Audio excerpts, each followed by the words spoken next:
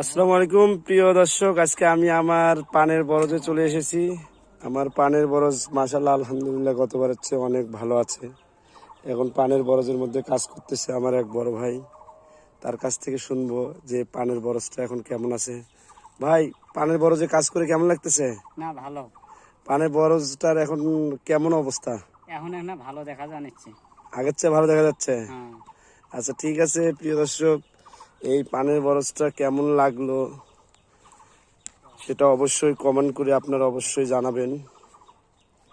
এখানে আমরা বোঝ মাটি দিচ্ছি, মানে বোঝ মাটি দিলাম, একটু বালু আছে, এই যে দেখেন বোঝ মাটি দিছি। তবে পানের বরজটা কেমন লাগলো অবশ্যই আপনারা কি করবেন, কমেন্ট করে যাবেন এবং আমার চ্যানেলটা সাবস্ক্রাইব করবেন।